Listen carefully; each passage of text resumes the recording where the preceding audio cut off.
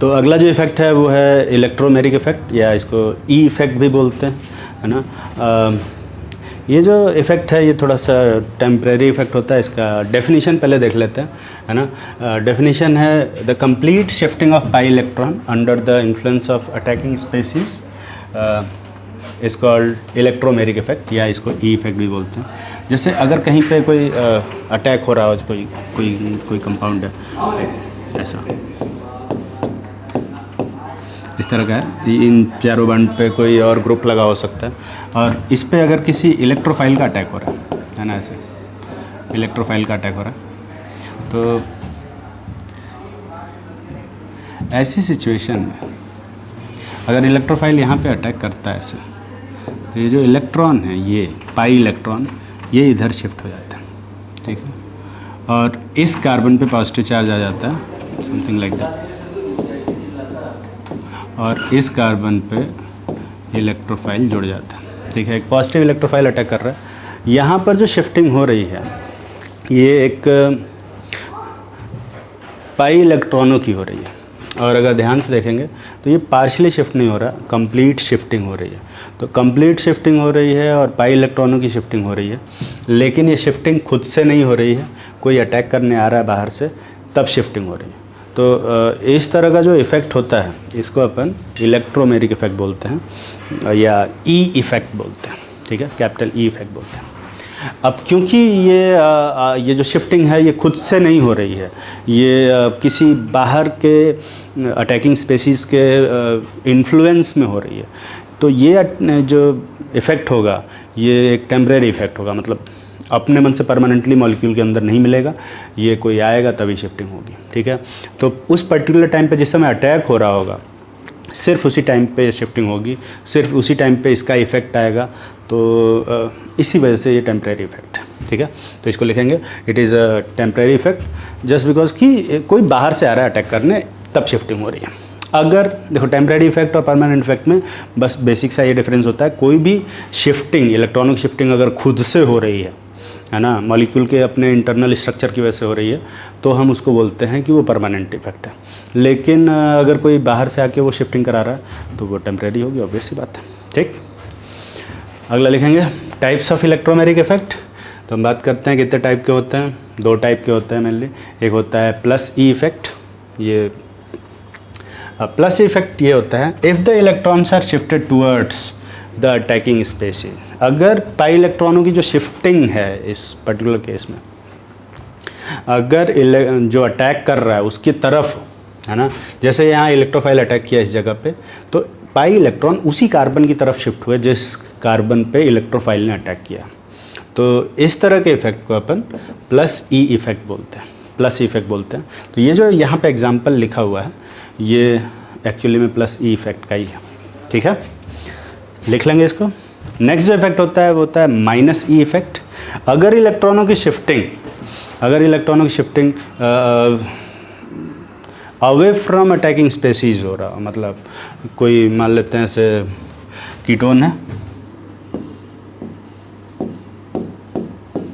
ना, इस कार्बन पे थोड़ा सा क्या होगा, पॉजिटिव चार्ज होगा, और इस ऑक्सीजन पे थोड़ा सा नेगेटिव, क्योंकि ऑक्सीजन इलेक्ट्रोनेगेटिव है, इलेक्ट्रॉनों को थोड़ा सा अपनी तरफ पुल करेगा, तो ऑक्सीजन पे पार्शियली नेगेटिव चार्ज आएगा और कार्बन पे पार्शियल पॉजिटिव चार्ज। अगर न्यूक्लियोफाइल का अटैक यहाँ पे कराएं, ठीक है, न्यूक्लियोफाइल का अटैक अगर यहाँ पे कराते हैं इस कंपाउंड पे, तो यहाँ नेगेटिव चार्ज है, यहाँ नेगेटिव चार्ज है, तो ऑक्सीजन से इस न्यूक्लियोफाइल का तो रिपल्शन होगा, पर कार्बन से इसका अट्रैक्शन होगा, ठीक है। तो ये जो नेगेटिव चार्ज है ये अटैक करेगा इस कार्बन पे, ठीक है, ऊपर से अटैक करेगा, नीचे से जहाँ जगह मिलेगी वहाँ से अटैक करेगा, ठीक है। तो ये जो पाई इलेक्ट्रॉन्स हैं ऑब्वियसली किसकी तरफ शिफ्ट हो जाएंगे, ऑक्सीजन की तरफ शिफ्ट हो जाएंगे। तो जो फाइनल प्रोडक्ट बनेगा वो इस तरह से होगा कि कार्बन पे यहाँ न्यूक्लियोफाइल जुड़ा, यहाँ डबल बॉन्ड, ये पाई, और ऑक्सीजन पे नेगेटिव चार्ज आएगा, फुल नेगेटिव चार्ज, ठीक है।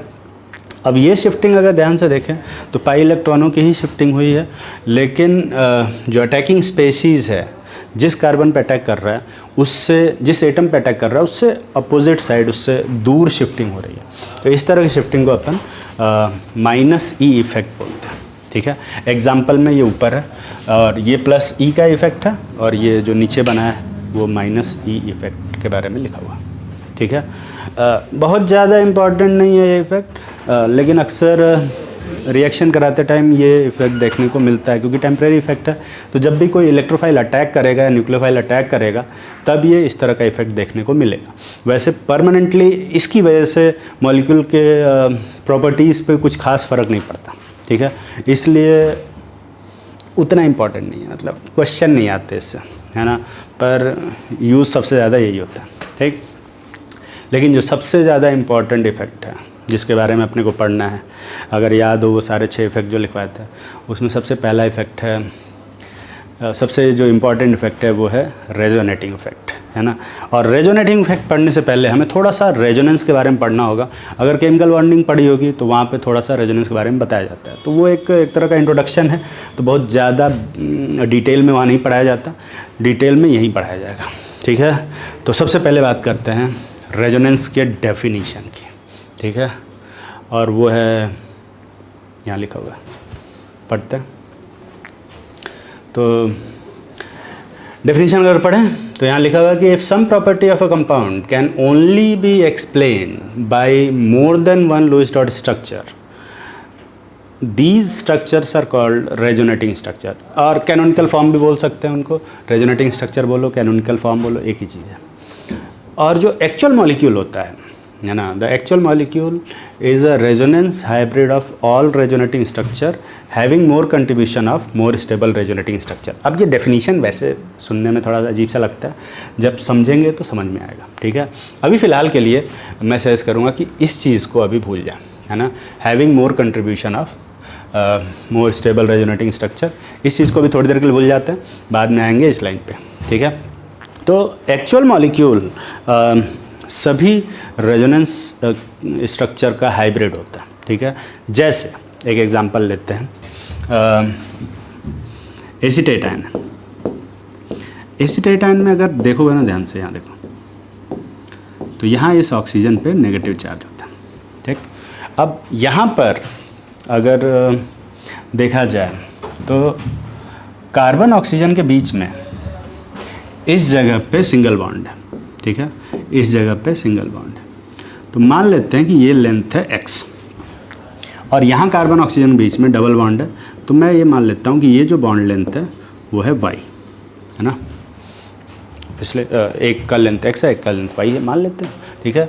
तो जैसा कि हमने केमिकल बॉन्डिंग में पढ़ा है कि जो सिंगल बॉन्ड होता है वो थोड़ा सा लंबा होता है और डबल बॉन्ड छोटा होता है। सिंगल बॉन्ड डबल बॉन्ड में से डबल बॉन्ड छोटा होता है, ठीक है। तो ऑब्वियसली यहाँ पे जो लेंथ आनी चाहिए, है ना, वो x बड़ा होना चाहिए और y छोटा होना चाहिए, ये आना चाहिए। पर एक्चुअली में जो ऑर्डर देखा गया एक्सरे डिफ्रैक्शोमीटर से, उसमें x और y दोनों बराबर है। अब ये चीज़ ऑब्जर्वेशन को एक्सप्लेन नहीं करता है। जैसे अगर मैं ये लुईस डॉट स्ट्रक्चर बना दूँ, है ना, और एक्चुअल मॉलिक्यूल देखने जाए और दोनों लेंथ बराबर आ जाए, तो इस लुईस डॉट स्ट्रक्चर से एसीटेट मॉलिक्यूल की ये वाली प्रॉपर्टी एक्सप्लेन नहीं होती, है ना। तो कैसे एक्सप्लेन होगी? इसको एक्सप्लेन करने के लिए ये कहा जाता है कि देखो यहाँ पे रेजोनेंस होता है, ठीक है, रेजोनेंस होता है। एक्चुअली में ये जो नेगेटिव चार्ज है, ये मैं मिटा देता हूँ थोड़ी देर के लिए। ये जो नेगेटिव चार्ज है वो ऐसे यहाँ डिलोकलाइज होता है, इस जगह पे आता है। तो यहाँ पे क्या आ जाएगा? पाई बॉन्ड आ जाएगा। जब मैंने बताया कि इलेक्ट्रॉनों की शिफ्टिंग को अपन बेंट एरो से दिखाते हैं, ये इनिशियल पोजीशन है और ये फाइनल पोजीशन। तो इस पर्टिकुलर जगह पे क्या आ जाएगा? डबल बॉन्ड आ जाएगा, ठीक है। तो ये वाला कार्बन 5 बॉन्ड बना लेगा, जो कि पॉसिबल नहीं है। 5 बॉन्ड तो कैसे बना पाएगा? तो एक बॉन्ड कोई भी तोड़ेगा और वो पाई बॉन्ड होगा, ठीक है। तो ये वाला बॉन्ड को ऐसे तोड़ेगा, ठीक है। ध्यान से देखते हैं। तो जो मॉलिक्यूल बनेगा यहाँ पे, है ना, ध्यान से देखें, CH3C, इस पर्टिकुलर जगह पे नेगेटिव चार्ज और यहाँ पे क्या आएगा? डबल बॉन्ड, ठीक है। तो ये दो स्ट्रक्चर बनते हैं अपने एसीटेट आयन के। लुईस डॉट स्ट्रक्चर दोनों ही सही है, दोनों ही सही दोनों ही सही लुईस डॉट स्ट्रक्चर है। अब ये जो लुईस डॉट स्ट्रक्चर है इन्हीं को अपन रेजोनेटिंग स्ट्रक्चर बोलते हैं। तो हम ये मान लेते हैं कि ये पहला रेजोनेटिंग स्ट्रक्चर है और ये दूसरा रेजोनेटिंग स्ट्रक्चर है, ठीक है। तो जो एक्चुअल मॉलिक्यूल होगा, एक्चुअल में जो मॉलिक्यूल होगा, जो एक्चुअल में एसीटेट आयन होगा, वो किसके जैसा दिखेगा? पहले वाले जैसा, उसके जैसा या इसके जैसा? किसी के जैसा नहीं, ये दोनों का मिला के कुछ होगा, है ना। दोनों का मिला के खिचड़ी बनाएंगे, वैसा कुछ होगा, ठीक है। और वो कैसा दिखेगा मैं बताता हूँ। बाकी CH3 वगैरह तो सब ठीक है। एक जगह यहाँ देखेंगे तो ये जो पाई बॉन्ड है, ये जो एक पाई बॉन्ड है वो दो जगह शिफ्ट हो रहा है। तो अगर दोनों का कंट्रीब्यूशन मिलाएंगे ना 50-50, है ना, तो इस जगह पे आधा बॉन्ड आएगा, आधा बॉन्ड। और इस जगह पे कितना बॉन्ड आएगा? आधा बॉन्ड आएगा, ठीक है। और इस ऑक्सीजन पे कितना चार्ज आएगा? 1/2 -1/2, और इस पे भी -1/2 आएगा, क्योंकि एक पॉजिटिव एक नेगेटिव चार्ज है जो दो जगह डिस्ट्रीब्यूट हो रहा है, ठीक है। तो हर जगह इफेक्टिवली कितना नेगेटिव चार्ज आएगा? हाफ, ठीक है। और एक पाई बॉन्ड है जो दोनों जगह जा रहा है, तो हर जगह इफेक्टिवली कितना बॉन्ड जाएगा? हाफ, ठीक है। तो इफेक्टिवली इस जगह पे अगर बॉन्ड ऑर्डर की बात करें, है ना, शॉर्ट फॉर्म लिखा है बॉन्ड ऑर्डर, मतलब BO मतलब बॉन्ड ऑर्डर। तो ये बनेगा, एक बॉन्ड तो पूरा है और ये बॉन्ड कितना है? आधा, मतलब 1.5। वैसे यहाँ पे अगर बात करें तो एक बॉन्ड तो ये पूरा है ना, और ये आधा बॉन्ड है, तो इफेक्टिवली यहाँ पे 1.5 बॉन्ड ऑर्डर आएगा।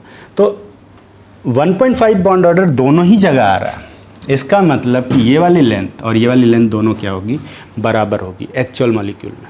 और ये एक्चुअल मॉलिक्यूल, ये रेजोनेंस हाइब्रिड और ये एक्चुअल मॉलिक्यूल उस एक्चुअल मॉलिक्यूल की जो प्रॉपर्टी है, जो बॉन्ड लेंथ वाली प्रॉपर्टी है, उसको एक्सप्लेन करता है, ठीक है। सिर्फ इससे एक्सप्लेन नहीं होगा, सिर्फ उससे एक्सप्लेन नहीं होगा, इससे एक्सप्लेन होगा। हाँ, लेकिन ये जो एक्चुअल मॉलिक्यूल है ये किसी भी तरह से लुईस डॉट स्ट्रक्चर नहीं है ना। लुईस डॉट स्ट्रक्चर में कभी भी ऐसे आधा बॉन्ड नहीं दिखाते या आधा चार्ज नहीं दिखाते, ठीक है। तो actual molecule Lewis dot structure नहीं होता, ठीक। एक्चुअल मॉलिक्यूल एक हाइब्रिड होता है सभी लुईस डॉट स्ट्रक्चर्स के, जिनको अपन रेजोनेटिंग स्ट्रक्चर बोलते हैं या फिर कैनोनिकल फॉर्म बोलते हैं, ठीक है। समझ में आई बात? नहीं समझ में आया तो रिपीट करके देख लेना, है ना। एक और एग्जांपल लेते हैं ताकि और समझ में आ जाए। जैसे बेंजीन अपन ऐसे बनाते हैं, है ना, बेंजीन बनाते हैं ऐसे। तो उस हिसाब से जैसे अगर देखा जाए तो अल्टरनेट पोजीशन पे यहाँ पे डबल बॉन्ड होता है, अल्टरनेट पोजीशन पे यहाँ डबल बॉन्ड होता है, ठीक है।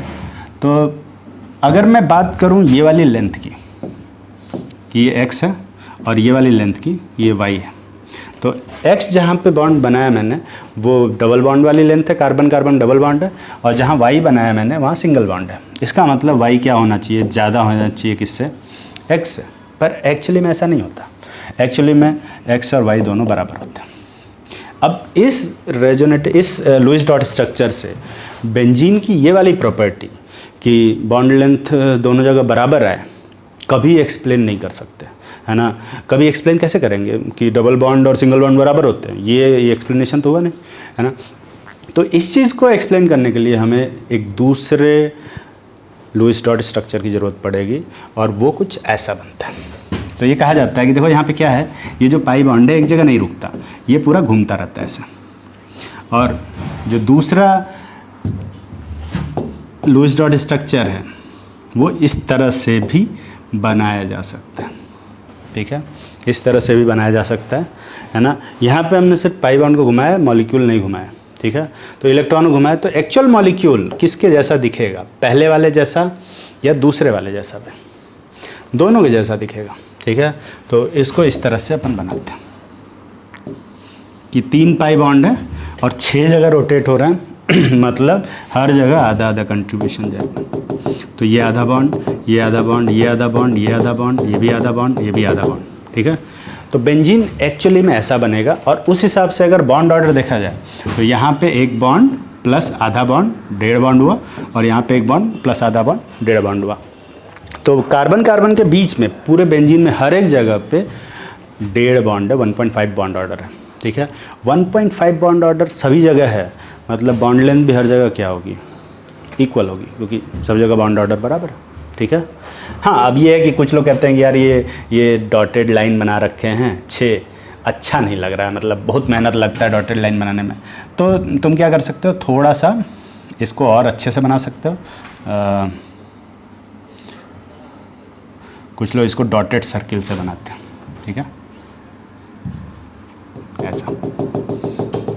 और डॉटेड सर्किल भी यही चीज़ रिप्रेजेंट करता है। डॉटेड सर्किल का मतलब है वो जो इलेक्ट्रॉन्स है पूरा घूम रहे हैं। और कुछ लोग कहते हैं यार डॉटेड में भी मेहनत लगता है, तो ठीक है, ऐसा बना दो, एक सॉलिड सर्किल बना देते हैं जो कि ये कहता है कि हाँ इलेक्ट्रॉन घूम रहे हैं। तो बेंजीन को इस तरह से भी रिप्रेजेंट करते हैं। जो तीनों स्ट्रक्चर बनाए थे वो तीनों ही बेंजीन को ही रिप्रेजेंट करते हैं। हाँ, कुछ लोग हैं इस तरह से बेंजीन बनाते हैं जो कि बिल्कुल भी एक्सेप्टेबल नहीं है। इस तरह का बेंजीन एक्सेप्टेबल नहीं है। वो इतना छोटा सा इलेक्ट्रॉन नहीं, वो तो ऐसा लगता है जैसे कि उसका सेंटर बना दिया, तो वो सेंटर नहीं है। इलेक्ट्रॉन ऐसे ही घूमने चाहिए, ठीक है। तो जितना बड़ा हेक्सागन बना रहा है उतना ही बड़ा, ऑलमोस्ट थोड़ा ऐसे ही उसी के साइज़ में सर्किल बनाएंगे, ठीक है। तो इस तरह से रेजोनेंस एक्सप्लेन होता है। रेजोनेंस से एक्चुअल मॉलिक्यूल की प्रॉपर्टीज़ एक्सप्लेन होती हैं, ठीक है, ठीक। अब बात करते हैं कि कुछ जैसे रेजोनेंस है वो कैसे बनाएं। देखो, रेजोनेटिंग स्ट्रक्चर्स की प्रैक्टिस करना बहुत ज़रूरी है। अगर ये अपने मन से करोगे तो ही रेजोनेंस समझ में आएगा, है ना। मेरा यहाँ लिखा हुआ छापोगे कुछ समझ में नहीं आएगा, ठीक है। तो अगर जीओसी समझना चाहते हो तो रेजोनेटिंग स्ट्रक्चर मेरे बनाने से पहले तुम्हें बनाना होगा, ठीक है। और अगर मैं आगे आगे बना रहा हूँ तो तुम वीडियो पॉज करोगे और फिर अपने मन से बनाओगे, फिर वीडियो प्ले करोगे, ठीक है। तो पहले एक बार अपने से बना लेंगे, उसके बाद ही सॉल्यूशन यहाँ पे देखेंगे, नहीं तो रेजोनेंस नहीं आएगा, ठीक। खुद से बनाना ज़रूरी है। और एक बार खुद से बनाना रेजोनेटिंग स्ट्रक्चर आ गया तो ऑर्गेनिक केमिस्ट्री से आसान कोई सब्जेक्ट ही नहीं होगा, ठीक है। लेकिन अगर रेजोनेटिंग स्ट्रक्चर बनाने में अगर ऑनेस्टी नहीं दिखाई तुमने तो ऑर्गेनिक केमिस्ट्री से मुश्किल कोई सब्जेक्ट नहीं है, ठीक। चल, तो पहले कुछ बात करते हैं रूल्स ऑफ रेजोनेटिंग स्ट्रक्चर्स की, है ना। Rules of resonance. रेजोनेंस कैसे बनाते हैं, रेजोनेंस बनाने के लिए कैसे बनाते हैं उसके लिए एक छोटा सा क्वेश्चन करते हैं, है ना। Which of the following are resonating structure of each other. तो मैं यहाँ पे कुछ रेजोनेटिंग स्ट्रक्चर बनाऊंगा, तुम्हें बस ये पहचानना है कि क्या वो रेजोनेटिंग स्ट्रक्चर हैं एक दूसरे के या नहीं है। जैसे ये देखते हैं,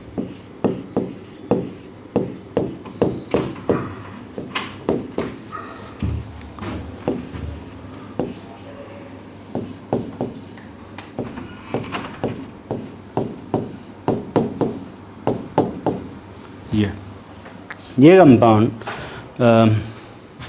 ये जो दो स्ट्रक्चर मैंने बना रखे हैं, क्या वो एक दूसरे के रेजोनेटिंग स्ट्रक्चर हैं या नहीं, है ना, ये बताना है।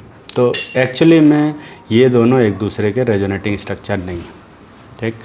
ये वैसे टॉटोमर है एक दूसरे के, ठीक है। तो क्यों ये एक दूसरे के रेजोनेटिंग स्ट्रक्चर नहीं है, उसके लिए पहला रूल है, रिलेटिव पोजीशन ऑफ एटम जो होने चाहिए वो किसी भी रेजोनेटिंग स्ट्रक्चर में चेंज नहीं होना चाहिए। सिर्फ इलेक्ट्रॉनों की पोजीशन चेंज हो सकती है, एटम्स की पोजीशन चेंज नहीं होगी, ठीक है। और कौन से एटम की पोजीशन चेंज हो रही है यहाँ पे, हाइड्रोजन की। देखो यहाँ पे अगर देखोगे तो इस जगह पे हाइड्रोजन है और यहाँ पे इधर हाइड्रोजन है। तो टेक्निकली हाइड्रोजन पहले वाले में कार्बन से जुड़ा है और दूसरे वाले में ऑक्सीजन से जुड़ा है, ठीक। हाइड्रोजन की पोजीशन बदल रही है, इसका मतलब कि ये रेजोनेटिंग स्ट्रक्चर एक दूसरे के नहीं है, ठीक, नहीं है, काट देना, ठीक। लेकिन अगर इसी में छोटा सा चेंज कर दो, हाइड्रोजन हटा दो और यहाँ पे नेगेटिव चार्ज में बनाता हूँ और इस जगह भी नेगेटिव चार्ज बनाता हूँ, तो ध्यान से देखो, ये दोनों एक दूसरे के रेजोनेटिंग स्ट्रक्चर बन जाएंगे, ठीक है। ये दोनों एक दूसरे के रेजोनेटिंग स्ट्रक्चर बन जाएंगे क्योंकि इसमें किसी भी एटम की पोजीशन चेंज नहीं हो रही है, ठीक है। तो इससे पहले वाला एक दूसरे के रेजोनेटिंग स्ट्रक्चर नहीं थे, पर ये दोनों एक दूसरे के रेजोनेटिंग स्ट्रक्चर हैं, ठीक है। एक और देखते हैं। तो ये पहला रूल है, इस रूल को लिखेंगे और ये एग्जाम्पल लिखेंगे, दोनों एग्जाम्पल। जैसे मान लो कि कोई ये CH2 प्लस CH2 माइनस कर देते हैं NH3 प्लस, यहाँ नेगेटिव चार्ज है, इसको उठा के यहाँ ले और मैंने बनाया ये रेजोनेटिंग स्ट्रक्चर। तो ये दोनों एक दूसरे के रेजोनेटिंग स्ट्रक्चर होंगे कि नहीं होंगे? लाइक पॉजिटिव चार्ज ख़त्म हो गया, ठीक है। तो ये दोनों भी एक दूसरे के रेजोनेटिंग स्ट्रक्चर नहीं है ना? क्यों नहीं है?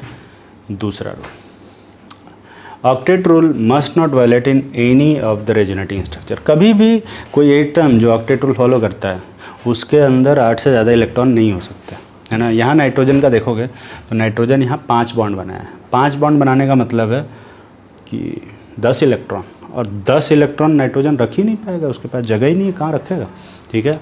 लेकिन अगर यही कंपाउंड में ऐसा बना था नेगेटिव,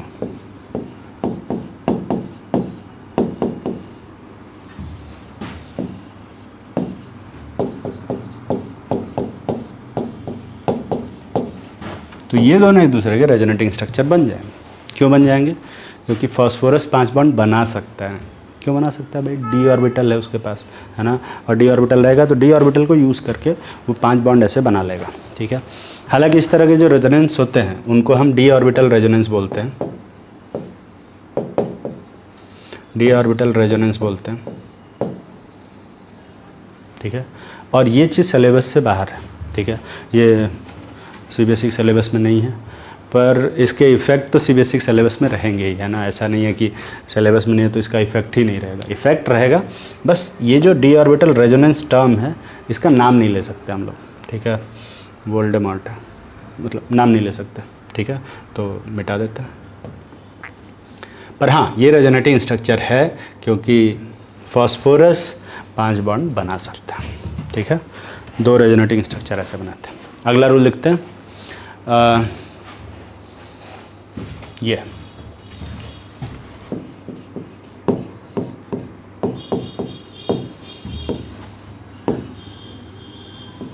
इसमें आधा बॉन्ड इधर तोड़ते हैं, आधा बॉन्ड इधर तोड़ते हैं और ये बनाते हैं।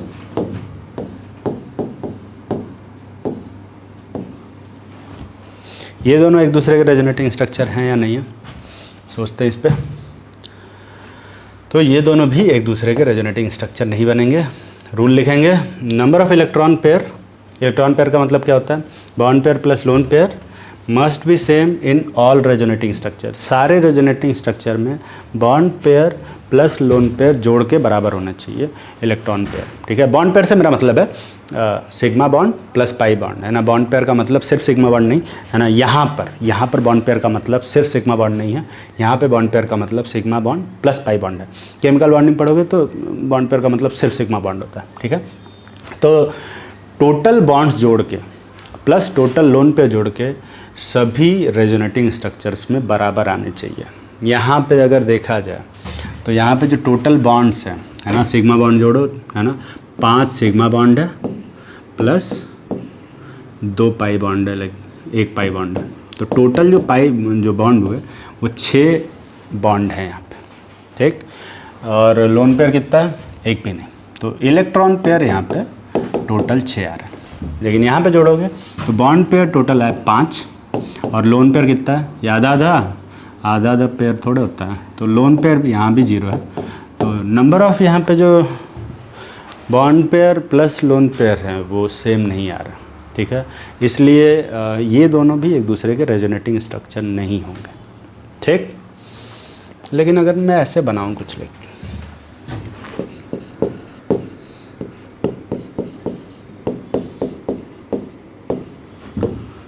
तुम लिखोगे ये दोनों एक दूसरे के रेजोनेटिंग स्ट्रक्चर नहीं है।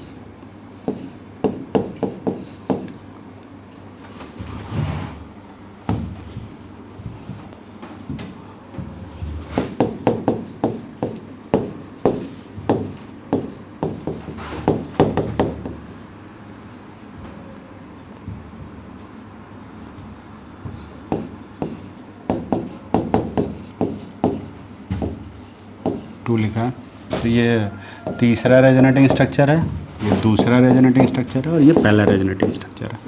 तो अगर ठीक से गिनोगे तो पहले और तीसरे में number of bond pair plus lone pair equal आ रहे हैं, पर दूसरे वाले में एक कम आएगा। ठीक है, गिन के देख लेना। इसमें आएगा टोटल बॉन्ड पेयर कितना आ रहा है भाई, 4 2 6 1 7 बॉन्ड पेयर आ रहे हैं और एक भी लोन पेयर नहीं। और उधर वाले में 8 बॉन्ड पेयर आ रहे हैं दोनों में। ठीक है, तो पहला और तीसरा यहाँ पे रेजोनेटिंग स्ट्रक्चर हैं एक दूसरे के, और सेकंड वाला रेजोनेटिंग स्ट्रक्चर नहीं है इस रूल की वजह से। ठीक है, तो कभी भी रेजोनेटिंग स्ट्रक्चर बना रहे हो तो इस बात का ख्याल रखेंगे। कौन सी बात का? 3 बातों का, है ना। एटम्स की पोजीशन चेंज नहीं होनी चाहिए, ऑक्टेट रूल का भी वायलेट नहीं होना चाहिए, और number of electron pair same होना चाहिए। ठीक है, एक और रूल है, लिखेंगे, electrons are always shifted from high electron density to low electron density. कभी भी इलेक्ट्रॉनों की जो शिफ्टिंग होती है, जैसे इलेक्ट्रॉन शिफ्ट करा रहे हो, है ना, हमेशा पाई इलेक्ट्रॉन ही शिफ्ट कराते हैं। पाई इलेक्ट्रॉन को अगर शिफ्ट करा रहे हैं या लोन पेयर शिफ्ट करा रहे हैं, तो जहाँ भी इलेक्ट्रॉन डेंसिटी ज़्यादा होगी, है ना, उस तरफ से जिधर कम हो रही है इलेक्ट्रॉन डेंसिटी, उस तरफ शिफ्टिंग होती है। ठीक है, उस तरफ, जैसे एक पानी की तरह होता है। ठीक है, जैसे इलेक्ट्रॉन है एक तरफ ज़्यादा है और एक तरफ कम है, पानी एक तरफ ज़्यादा है एक तरफ कम है, तो पानी का फ्लो किधर होगा? हाई से लो की तरफ। वैसे ही इलेक्ट्रॉनों का फ्लो भी हाई से लो की तरफ होता है, वाटर की तरफ फ्लो करते हैं। ठीक है, तो ऐसा करते हैं, एक छोटा सा क्वेश्चन करते हैं, draw the resonating structure of following compound. यहाँ कुछ कंपाउंड मैंने बना रखे हैं, ठीक है, अपनी गंदी राइटिंग में, तो तुम्हें बताना है कि इनके रेजोनेटिंग स्ट्रक्चर क्या होंगे। ठीक है, अपने मन से एक बार बनाएंगे। मैं एक बता देता हूँ, जैसे यहाँ देखो, तो यहाँ जो कार्बन है ये एक इलेक्ट्रॉन डेफिशिएंट सेंटर है, क्योंकि कार्बन पे पॉजिटिव चार्ज है, और नाइट्रोजन यहाँ पर, नाइट्रोजन के पास लोन पेयर है, तो ये एक इलेक्ट्रॉन रिच सेंटर है। तो जो इलेक्ट्रॉन होगा वो नाइट्रोजन से कार्बन की तरफ शिफ्ट होगा ऐसा। ठीक, और ये बनेगा CH2 double bond NH2 plus. और चेक कर लेना कि इससे पहले वाले जो रूल थे वो कहीं वायलेट तो नहीं हो रहा, मतलब नंबर ऑफ़ इलेक्ट्रॉन पेयर दोनों में सेम है, रिलेटिव पोजीशन तो चेंज नहीं हो रही है, या फिर कहीं ऑक्टेट तो इन मतलब रूल वायलेट नहीं हो रहा।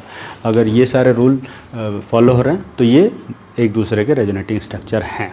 ठीक है, सेम यहाँ पे देखेंगे, यहाँ पे ऑक्सीजन के पास लोन पेयर है, भले बनाया नहीं है पर लोन पेयर है, तो ये एक इलेक्ट्रॉन रिच सेंटर बनेगा और ये एक इलेक्ट्रॉन डिफिशिएंट सेंटर। ठीक, इलेक्ट्रॉन ऐसे शिफ्ट होगा और ये बनेगा, देखो CH2 डबल बॉन्ड O, और O पे पॉजिटिव। O पे पॉजिटिव क्यों आया? क्योंकि ऑक्सीजन ने अपना इलेक्ट्रॉन दिया है। ठीक है, और वैसे भी चार्ज कंजर्वेशन के हिसाब से charge neither be created nor be destroyed, तो इतना इसमें जितना चार्ज रहेगा उतना ही चार्ज उधर भी रहेगा। ठीक है, यहाँ देखते हैं इसमें बन रहा है कि नहीं बन रहा। ये एक इलेक्ट्रॉन डेफिशिएंट सेंटर है, ये एक इलेक्ट्रॉन रिच सेंटर है। देखो इलेक्ट्रॉनों की शिफ्टिंग होगी ऐसे, और ये बनेगा ऐसे। अपने मन से बनाएंगे तो ज़्यादा सीखेंगे, नहीं तो नहीं समझ में आएगा। ठीक, नेक्स्ट बात करते हैं इसकी। ये एक इलेक्ट्रॉन डेफिशिएंट सेंटर है क्योंकि 6 ही इलेक्ट्रॉन है यहाँ पे, और BH2 में देखें लोन पेयर नहीं है, तो यहाँ भी एक इलेक्ट्रॉन डेफिशिएंट सेंटर है। यहाँ पे अगर सही से फोटो बनाएंगे ना तो ऐसा बनेगा, देखो यहाँ कार्बन पे प्लस है और यहाँ बोरान पे 2 हाइड्रोजन जुड़े हैं, प्लस नहीं है, कोई पॉजिटिव चार्ज नहीं है, स्टिल 3 ही बॉन्ड बनाया, तो टोटल 6 इलेक्ट्रॉन है, और 6 इलेक्ट्रॉन होंगे तो यहाँ भी इलेक्ट्रॉन डेफिशिएंसी है और यहाँ भी इलेक्ट्रॉन डेफिशिएंसी है। तो जब दोनों ही जगह इलेक्ट्रॉन डेफिशिएंसी है तो कौन किसको इलेक्ट्रॉन देगा? कोई किसी को इलेक्ट्रॉन नहीं दे पाएगा। तो इस पर्टिकुलर केस में कोई भी रेजोनेटिंग स्ट्रक्चर नहीं बनेगा। ठीक है, कोई भी रेजोनेटिंग स्ट्रक्चर नहीं बनेगा। ठीक, चल तो फिर इसको मिटा देते हैं। यहाँ तो नहीं बन रहा भाई साहब, अगला देखते हैं बन रहा है क्या, देखते हैं। तो यहाँ नहीं बन रहा। यहाँ पे देखो इलेक्ट्रॉन डेफिशिएंट सेंटर है और यहाँ लोन पेयर है, ये अपना इलेक्ट्रॉन ऐसे देगा और इस तरह से रेजोनेंस बनाएगा। कार्बन क्लोरीन पे प्लस साइन आ जाएगा, बाकी लोन पेयर ऐसे ही रहेंगे, ऐसे ही दिखेगा। ठीक है, तो यहाँ भी रेजोनेंस बन रहा है। अच्छा यहाँ देखें, यहाँ नेगेटिव चार्ज है, ध्यान देखोगे ना तो नेगेटिव चार्ज है, दुखी भी सा भी दिल लग रहा है ना। तो और ये एक इलेक्ट्रॉन डेफिशिएंट सेंटर है, क्योंकि 6 इलेक्ट्रॉन है और ये एक इलेक्ट्रॉन रिच सेंटर है। तो ये क्या करेगा, अपना इलेक्ट्रॉन इस तरफ देगा, ठीक है, रिच से डेफिशिएंट की तरफ शिफ्टिंग होगी और इस तरह का रेजोनेटिंग स्ट्रक्चर बनेगा, ठीक है, इस तरह का रेजोनेटिंग स्ट्रक्चर बनेगा। अच्छा, यहाँ देखते हैं, यहाँ पे भी ये एक इलेक्ट्रॉन रिच सेंटर है और नाइट्रोजन के पास भी लोन पेयर है, मतलब ये भी एक इलेक्ट्रॉन रिच सेंटर है। जब 2 इलेक्ट्रॉन रिच सेंटर हो जाते हैं तब रेजोनेंस होगा कि नहीं होगा, तब ये इलेक्ट्रॉन शिफ्ट होगा कि नहीं होगा ना, रिच से रिच की तरफ शिफ्टिंग नहीं होती, ठीक है। तो इलेक्ट्रॉन रिच से इलेक्ट्रॉन डेफिशिएंट की तरफ इलेक्ट्रॉनों की शिफ्टिंग होगी, ठीक। अच्छा, यहाँ देखते हैं, यहाँ देखो ये एक इलेक्ट्रॉन रिच है सेंटर है और ये इलेक्ट्रॉन रिच है कि नहीं है, बिल्कुल है। तो यहाँ रेजोनेंस बनेगा कि नहीं बनेगा, बनता है, क्योंकि यहाँ पर अगर ऐसे बनाओगे तो क्लोरीन के पास, ध्यान से देखो,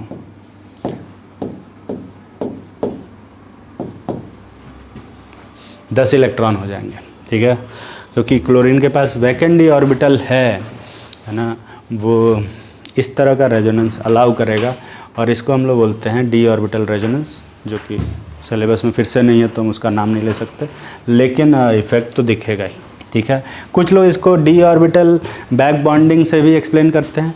डी ऑर्बिटल बैक बॉन्डिंग और डी ऑर्बिटल रेजोनेंस एक स्टेप का एक ही होता है, ठीक है, एक ही होता है। तो अगर ये अपने मन से बना पाए तो बहुत अच्छी बात है। कुछ और रेजोनेटिंग स्ट्रक्चर्स की प्रैक्टिस करेंगे ताकि और अच्छे से रेजोनेंस को और रेजोनेंस के रूल को समझ पाएँ, ठीक है। इसकी बात करते हैं। यहाँ देखें, इस कंपाउंड में यहाँ कार्बन पे पॉजिटिव चार्ज है, मतलब ये एक इलेक्ट्रॉन डेफिशिएंट सेंटर है और ये एक इलेक्ट्रॉन रिच सेंटर है। तो ऑब्वियस सी बात है, इलेक्ट्रॉनों का फ्लो नाइट्रोजन से इस कार्बन की तरफ होगा, ठीक है। लेकिन ये शिफ्टिंग कराने के 2 तरीके हो सकते हैं, अलग अलग लोग अलग अलग तरीके से करा सकते हैं कि ये वाला पाई बॉन्ड को ऐसे शिफ्ट करो, ऐसे ऐसे, ठीक है, ऐसे शिफ्ट करो तो इस कार्बन पे क्या आएगा, पॉजिटिव चार्ज आएगा और इलेक्ट्रॉन यहाँ पे आ जाएगा, देखो ऐसे डबल बॉन्ड। यहाँ देखो, यहाँ साफ साफ पता चल रहा है कि ये जो पाई बॉन्ड है वो यहाँ शिफ्ट होकर आ रहा है, मतलब इस जगह पे तो डबल बॉन्ड आएगा, इस जगह सिंगल बॉन्ड आएगा और इस कार्बन पे पॉजिटिव आएगा। तो जैसा वो कह रहा है वैसे ही बना देंगे।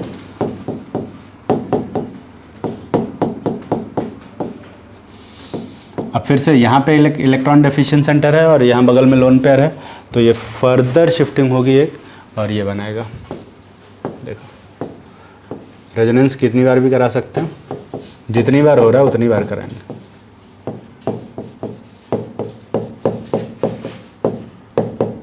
ये बनेगा, ये बीच में जेड नहीं है, ये बीच में डबल बॉन्ड,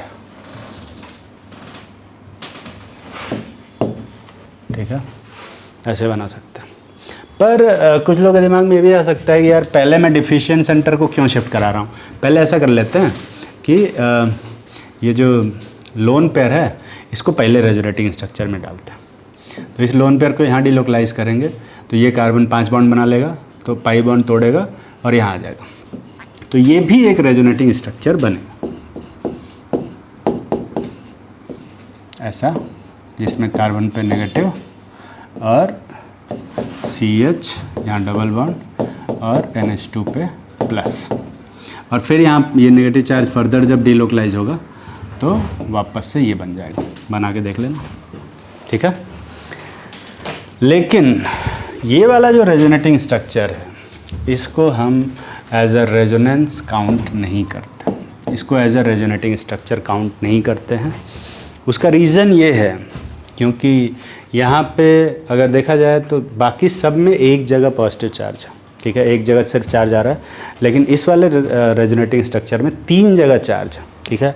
अब चार्ज जितना ज़्यादा रेजोनेंस मॉलिक्यूल्स के ऊपर आता है उतना ही उसकी स्टेबिलिटी घटती है, ठीक है। तो स्टेबिलिटी घटेगी तो ये कंपाउंड ये जो लुईस डॉट स्ट्रक्चर होगा काफ़ी कम स्टेबल होगा, इसकी एनर्जी बहुत ज़्यादा होगी, इसकी एनर्जी बहुत ही ज़्यादा होगी। और रेजोनेटिंग स्ट्रक्चर में अगला रूल लिखेंगे, all resonating structure should have almost same energy और स्टेबिलिटी। एनर्जी का जो ये अपने से आ गया क्या, एनर्जी का जो जो लेवल होना चाहिए सभी रेजोनेटिंग स्ट्रक्चर में वो सेम होना चाहिए। सेम कैसे पता करेंगे? पॉजिटिव चार्ज अगर है, एक जगह पॉजिटिव चार्ज है तो सब जगह सारे रेजोनेटिंग स्ट्रक्चर में एक जगह पॉजिटिव चार्ज होना चाहिए, चाहे किसी भी एटम पे हो। अगर कहीं नेगेटिव चार्ज है किसी एक रेजोनेटिंग स्ट्रक्चर में तो सभी जगह पे एक नेगेटिव चार्ज होना चाहिए, है ना, 3 जगह नहीं चार्ज आना चाहिए। तो अगर 3 जगह आ रहा है तो उसको एज अ रेजोनेंस में काउंट नहीं करेंगे, उसको रेजोनेटिंग स्ट्रक्चर में काउंट नहीं करेंगे, क्योंकि जितने भी रेजोनेटिंग स्ट्रक्चर होने चाहिए उनकी एनर्जी ऑलमोस्ट सेम होनी चाहिए, ठीक है। इसकी एनर्जी बहुत ज़्यादा, तो इसको रेजोनेटिंग स्ट्रक्चर्स में काउंट नहीं करेंगे, इसका कंट्रीब्यूशन नहीं आएगा इतना, ठीक। इसमें बात करते हैं यहाँ पे देखो ये एक इलेक्ट्रॉन रिच सेंटर है ना, इसको मैं ऐसे डिलोकलाइज करूँ तो इस पर्टिकुलर जगह पे कार्बन 5 बॉन्ड बना लेगा तो ये पाई बॉन्ड तोड़ेगा ऐसे, ठीक है। और रेजोनेटिंग स्ट्रक्चर बनेगा, मैं ऊपर बना रहा हूँ, ध्यान से देखेंगे तो यहाँ पे डबल बॉन्ड आ जाएगा, इस जगह सिंगल बॉन्ड आएगा और इस कार्बन पे नेगेटिव। तो वही करते हैं, यहाँ डबल बॉन्ड ले आते हैं, इस जगह सिंगल बॉन्ड ले आते हैं और इस कार्बन पे नेगेटिव चार्ज ले आते हैं, ठीक है। और फिर उसके बाद ये CH। हाँ, अगर नेगेटिव चार्ज को देखा जाए तो वो नेगेटिव चार्ज फर्दर डिलोकलाइज हो सकता है ऐसे, देखो यहाँ पे अगर डिलोकलाइज करते हैं तो ये कार्बन फिर से 5 बॉन्ड बना लेगा, तो एक बॉन्ड तोड़ेगा जो कि पाई होगा, ठीक, और इलेक्ट्रॉन ऐसे शिफ्ट होगा, देखो। तो इस पर्टिकुलर जगह पे इस कार्बन पे कोई चार्ज नहीं आएगा, चार्ज गायब हो जाएगा, यहाँ डबल बॉन्ड आएगा, यहाँ सिंगल बॉन्ड होगा और ऑक्सीजन पे नेगेटिव चार्ज आ जाएगा, ठीक है। ये डबल बॉन्ड हटा देता हूँ, तो ये बनेगा CH2 डबल बॉन्ड CH, फिर डबल बॉन्ड नहीं, गड़बड़ हो गया, नीचे बनाते हैं CH2 double bond CH single bond CH double bond CO single bond और माइनस चार्ज, ठीक है।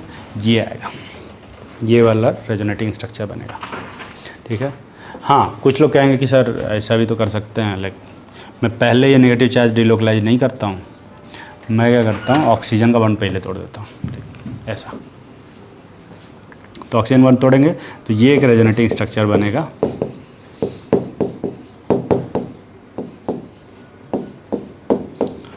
ऑक्सीजन पे नेगेटिव और कार्बन पे पॉजिटिव, जो कि ध्यान से अगर देखें तो 3 जगह इसमें चार्ज आ गया। तो इस रेजोनेटिंग स्ट्रक्चर की जो स्टेबिलिटी होगी बहुत ही कम होगी, इसका जो एनर्जी होगी बहुत ज़्यादा होगी, तो इसको एज ए रेजोनेटिंग स्ट्रक्चर में काउंट नहीं करेंगे। क्यों नहीं करेंगे? क्योंकि यही रूल है, ठीक है, नहीं काउंट करेंगे। नेक्स्ट देखते हैं वाला, इस वाले में क्या कर सकते हैं, ये इलेक्ट्रॉन रिच सेंटर है और ये डेफिशिएंट, रिच से डेफिशिएंट की तरफ शिफ्टिंग करा देते हैं। डेफिशिएंट नहीं मतलब रिच से नॉर्मल की तरफ शिफ्टिंग करा रहे हैं, जगह ही नहीं बची है, यहाँ कराते हैं, ये इधर बनाते हैं। तो यहाँ बनेगा CH2 सिंगल बॉन्ड, यहाँ पे नेगेटिव चार्ज आएगा और CH डबल बॉन्ड NH2+, ठीक है। हाँ, क्या हो अगर मॉलिक्यूल न्यूट्रल हो तो क्या करेंगे? अगर मॉलिक्यूल न्यूट्रल है तो ऐसी सिचुएशन में हम कोशिश करेंगे कि न्यूट्रल हो, नहीं तो मैक्सिमम 2 जगह चार्ज आ सकता है, ठीक है। मतलब एक जगह पॉजिटिव और एक जगह नेगेटिव कर सकते हैं, ये मैक्सिमम लिमिट है। यानी कि 2 जगह पॉजिटिव और 2 जगह नेगेटिव दे रहे हैं, 4 जगह चार्ज नहीं लाएंगे, उसकी स्टेबिलिटी बहुत ही कम होगी। तो अगर कोई अनचार्ज मॉलिक्यूल है, उसका रेजोनेटिंग स्ट्रक्चर बना रहे हैं, तो उसमें मैक्सिमम एक जगह पॉजिटिव और एक जगह नेगेटिव दे सकते हो। उससे ज़्यादा अगर करेंगे तो स्टेबिलिटी काफ़ी कम हो जाएगी। वैसे अपन कोशिश करते हैं कि अनचार्ज्ड है तो सारे रेजोनेटिंग स्ट्रक्चर अनचार्ज्ड हैं, जैसा कि बेंजीन में बताया था, दोनों रेजोनेटिंग स्ट्रक्चर अनचार्ज्ड है। लेकिन अब नहीं हो पाएगा तो क्या करेंगे, बनाना ही पड़ेगा। हालांकि इनकी जो एनर्जी होगी वो बहुत ज़्यादा होगी, ठीक है, स्टेबिलिटी काफ़ी कम होगी।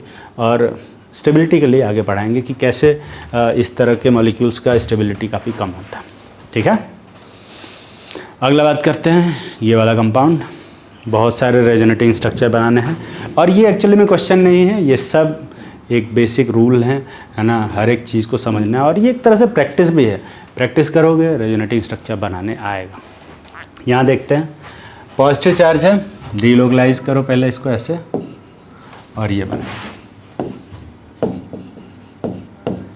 तो यहाँ डबल बॉन्ड आएगा, यहाँ सिंगल बॉन्ड आएगा, और इस कार्बन पे पॉजिटिव आएगा, और बगल में OCH3 लगा हुआ है। ठीक है, कोई दिक्कत नहीं है। अब यहाँ पे इलेक्ट्रॉन डेफिशिएंट सेंटर बना और ये एक इलेक्ट्रॉन रिच सेंटर, फिर से इसको यहाँ डीलोकलाइज कर दो तो ये कंपाउंड बनेगा। देखो ध्यान से, CH2 double bond CH, single bond CH, double bond O, CH3 plus.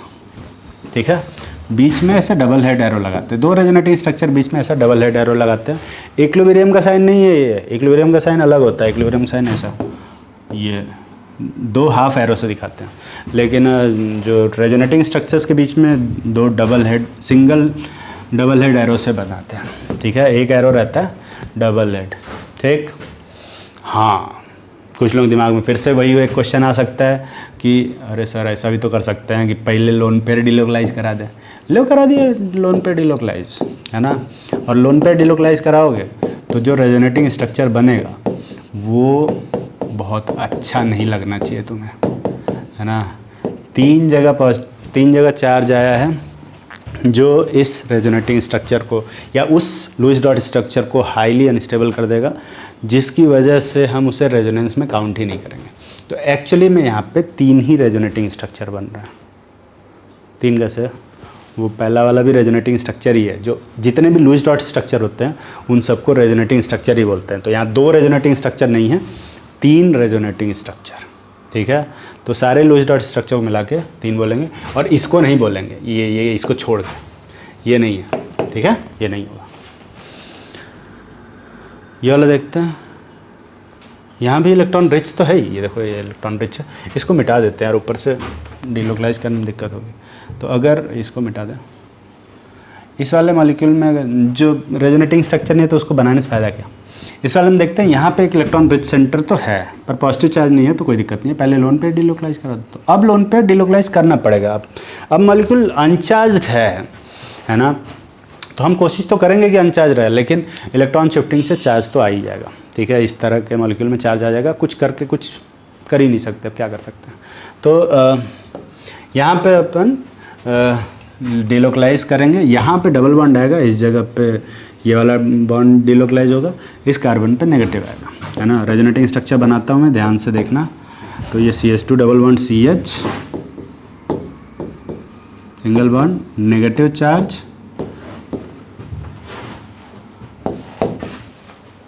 क्या बना दिया मैंने, ठीक तो है, CH3। तो अब एक जगह पॉजिटिव और एक जगह नेगेटिव मैक्सिमम कर सकते। ठीक है, तो अच्छा, ये नेगेटिव चार्ज फर्दर डीलोकलाइज होगा यहाँ पे, और इसको यहाँ ले आएंगे तो ये बनेगा। देखो, इस कार्बन पे नेगेटिव, यहाँ सिंगल बॉन्ड, इस जगह डबल बॉन्ड, यहाँ पे डबल बॉन्ड, और O पे नेगेटिव चार्ज। ठीक है, ये बनेगा। ठीक है, बहुत अच्छी बात है। इसके अलावा अगर कुछ और बनाते हैं, जैसे मान लो कि पाई बॉन्ड पहले तोड़ दिया, है ना, 3 जगह चार्ज आएगा, अच्छा नहीं लगेगा रेजोनेटिंग स्ट्रक्चर, तो वो रेजोनेंस में काउंट नहीं होगा। रेजोनेटिंग स्ट्रक्चर हमेशा बनाते टाइम इस बात का ख्याल रखेंगे, चार्ज कम से कम जगह पे हो। ठीक, और अनचार्ज वाले में कम से कम तो अनचार्ज ही होता है, 0 जगह चार्ज हो। पर अगर ऐसा नहीं होता तो एक जगह पॉजिटिव एक जगह निगेटिव दे सकते हो। ठीक है, वैसे एक और जगह बन जाएगा यार, ऐसा नहीं है। जैसे मान लो कि मैं इधर शिफ्ट करूँ, देखो यहाँ पे अगर शिफ्ट करें तो ये भी है, यहाँ देखो, यहाँ नेगेटिव चार्ज आएगा इस जगह पे, और इस कार्बन पे पॉजिटिव चार्ज। अरे वाह, बन तो रहा है। एक जगह पॉजिटिव और एक जगह नेगेटिव है, ठीक है, उस रूल के हिसाब से तो ये भी सही है। और ये पॉजिटिव चार्ज फर्दर डीलोकलाइज होगा ऐसे, और ऐसे बनेगा। देखो CH2 हाँ, CH2 negative, CH double bond, CH positive OCH3। ध्यान से देखेंगे, ये वाला इधर आएगा तो यहाँ डबल बॉन्ड आ जाएगा, यहाँ सिंगल बॉन्ड, और इस कार्बन पे पॉजिटिव आएगा जो कि वहाँ पे बना रखा है। ठीक है।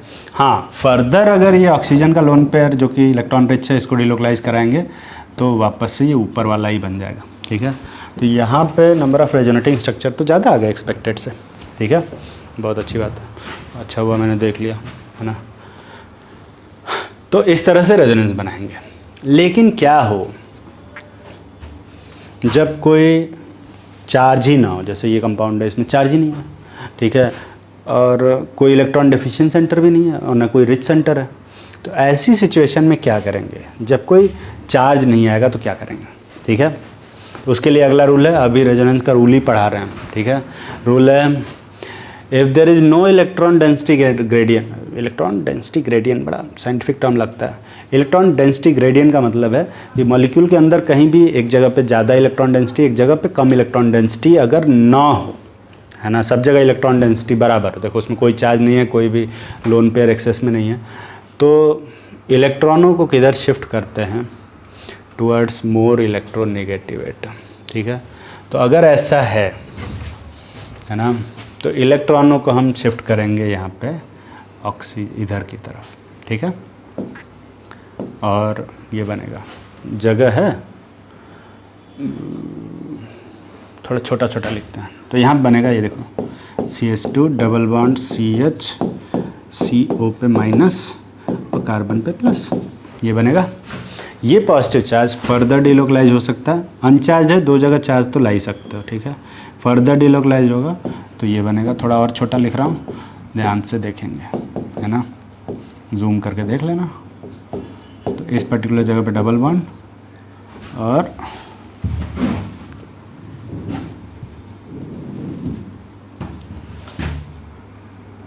यहाँ ऑक्सीजन पे नेगेटिव चार्ज और H। ऑक्सीजन को नीचे की तरफ इसलिए बनाया ताकि वो ऊपर से लड़ने लग जाए। ठीक है, ऐसा बनेगा। ठीक, ये दिखेगा ऐसा, नोट कर लो, और ये रूल भी नोट कर लेना।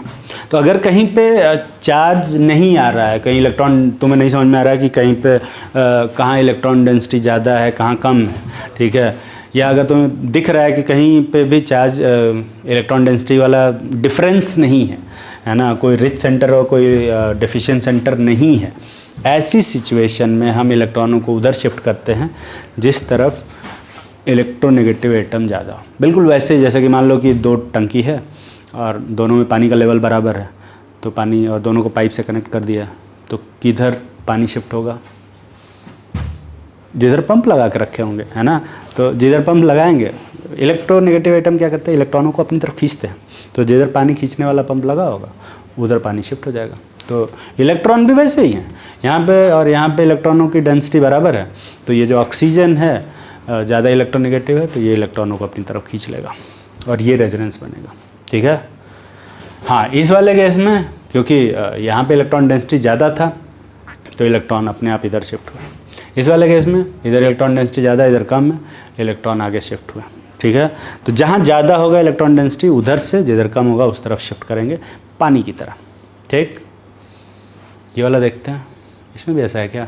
इसमें भी कहीं चार्ज वार्ज नहीं नज़र आ नहीं रहा है ना, तो इसमें अगर बनाएंगे, है ना, तो किसकी तरफ शिफ्ट करेंगे? ऑक्सीजन की तरफ ऑब्वियसली, है ना। तो पहले इधर शिफ्ट करेंगे और एक चार्ज जनरेट करेंगे, CH2 double bond CH, CH double bond CH, CO minus और यहाँ पे प्लस। ये एक नया रेजोनेटिंग स्ट्रक्चर बनेगा। अब यहाँ पे पॉजिटिव चार्ज आ गया तो ये इलेक्ट्रॉन फर्दर शिफ्ट हो सकता है, फर्दर डिलोकलाइज हो सकता है। देखो, तो ये बनेगा डबल बॉन्ड CH CH। अब इस कार्बन पे पॉजिटिव चार्ज आएगा क्योंकि इलेक्ट्रॉन दिया है, इस जगह सिंगल बॉन्ड आएगा क्योंकि ये पाई बॉन्ड हट गया है, और इस जगह डबल बॉन्ड आएगा क्योंकि यहाँ पे इलेक्ट्रॉन आ रहे हैं, और कार्बन का पॉजिटिव चार्ज गायब हो जाएगा क्योंकि फिर से इलेक्ट्रॉन आ रहा है। ठीक है, तो ये एक रेजोनेटिंग स्ट्रक्चर बनेगा। क्या ये पॉजिटिव चार्ज फर्दर डिलोकलाइज हो सकता है क्या? फर्दर, हाँ यार, हो तो सकता है, जगह है, एक और शिफ्ट करा दो इसे। ठीक है, तो इससे क्या होगा? एक नया रेजोनेटिंग स्ट्रक्चर और बनेगा। सही से बनाएंगे, इस कार्बन पे positive CH2 plus C H double bond C H double bond CO minus और H टेढ़ा क्यों बना है? तीर से लड़ जाता है यार, इसलिए टेढ़ा बना है। ठीक है, ऐसा बनेगा। ठीक है, तो यहाँ पे 4 रेजोनेटिंग स्ट्रक्चर बनेंगे। कुछ लोग कहेंगे अरे सर हमने ऐसा नहीं पढ़ा है, हमने तो पढ़ा है कि एक ही बार में ऐसे कर सकते हैं, जैसे ऐसे कर दिया, ऐसे कर दिया और ऐसे कर दिया और सीधा ये बना दिया। बिल्कुल बना सकते हो, ठीक है, लेकिन इससे क्या होगा, तुम सिर्फ एक रेजोनेटिंग स्ट्रक्चर बना पाओगे। ठीक है, बीच के 2 रेजोनेटिंग स्ट्रक्चर नहीं बन पाएंगे। तो जो इलेक्ट्रॉनों की शिफ्टिंग है, अगर 1 बाई 1 करेंगे तो ज़्यादा अच्छे से रेजोनेटिंग स्ट्रक्चर्स को स्टडी कर पाएंगे। और स्टडी करना ही हमारा मेन मोटिव है ना। रेजोनेटिंग स्ट्रक्चर खाली फाइनल रेजोनेटिंग स्ट्रक्चर नहीं बनाना होता है, इसमें सभी रेजोनेटिंग स्ट्रक्चर बनाने होते हैं। ठीक है, ये लो। अब इसमें क्या करेंगे यार, इस वाले में चार्ज वार्ज तो कहीं नहीं है। ठीक है, तो मोर इलेक्ट्रॉन डेंसिटी की तरफ शिफ्ट करेंगे, तो मोर इलेक्ट्रोनेगेटिव भी कुछ नहीं है, सबकी इलेक्ट्रोनेगेटिविटी बराबर है। तो इसका मतलब ये है कि अगर 2 टंकी लिए हैं ऐसे और दोनों में पानी बराबर है और पाइप से कनेक्ट कर दिया और मोटर भी नहीं लगा, ठीक है, तो पानी किधर शिफ्ट होगा? तुमको सर किधर भी नहीं शिफ्ट होगा। एक्चुअली में पानी दोनों तरफ शिफ्ट होगा, तो इधर का पानी इधर भी जाएगा, इधर का पानी इधर जाएगा। ओवरऑल नेट शिफ्टिंग कहीं नहीं होगी बस, लेकिन पानी की जो शिफ्टिंग होगी वो तो हर जगह होगी। ठीक है, तो यहाँ पे जो रेजोनेंस बनेगा वो किसी भी साइड बना सकते हो। ठीक है, तो मैं 1 बाई 1 ऐसा करता हूँ, इस वाले पाई बॉन्ड को तोड़ता हूँ और इधर शिफ्ट करता हूँ। ठीक है, ध्यान से देखना। तो यहाँ पे नेगेटिव आएगा, यहाँ पे पॉजिटिव और यहाँ डबल बॉन्ड।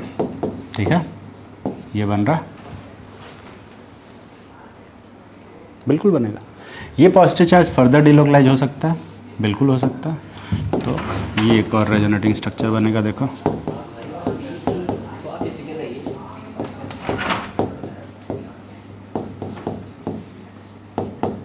ये बना, ठीक है।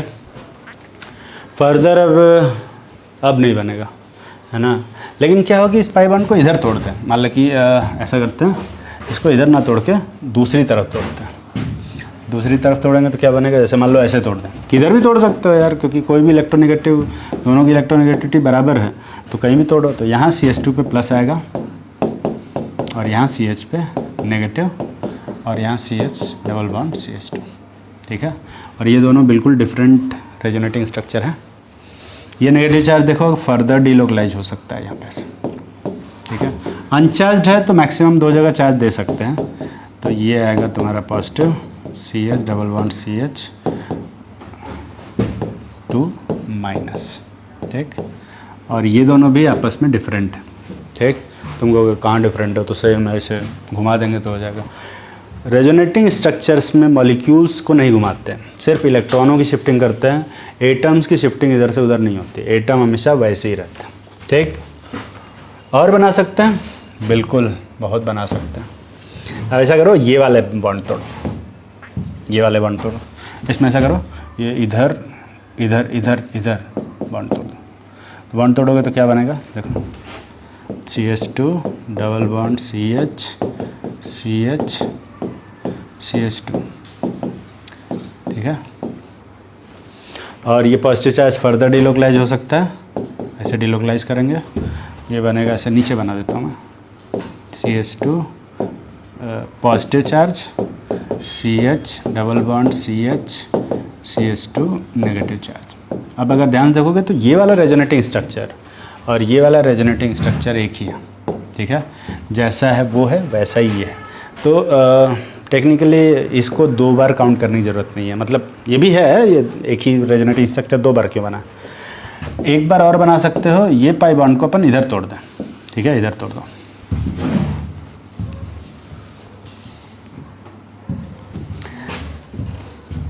थोड़ा थकान भरा है पर बनाएंगे, क्या करेंगे, प्रैक्टिस। यहाँ नेगेटिव, यहाँ CH2 ये प्लस। प्रैक्टिस करोगे रेजोनेटिंग स्ट्रक्चर की तो मॉलिक्यूल अच्छे से समझ में आएंगे, जीओसी अच्छे से समझ में आएगा। मैं बता रहा हूँ, अगर इसको सही से नहीं किया तो आने वाले समय में बहुत दिक्कत होगी।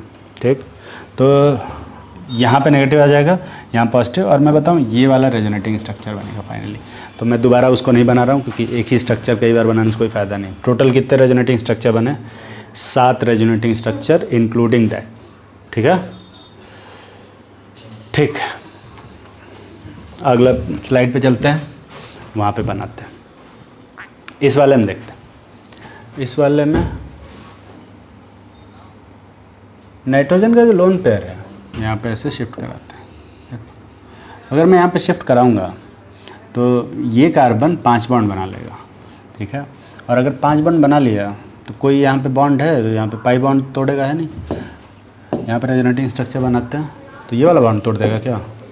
ऐसा।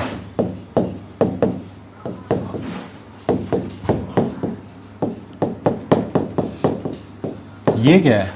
ये तो किसी भी तरह से सही नहीं बैठ रहा है। मतलब इसमें अगर तुम रेजोनेटिंग स्ट्रक्चर बना रहे हो तो बनेगा नहीं।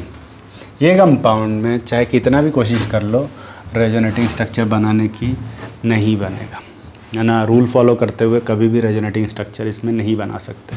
ठीक है, इसका मतलब ये है, यहाँ पे जो लोन पेयर है वो डबल बॉन्ड से रेजोनेंस नहीं कर रहा है।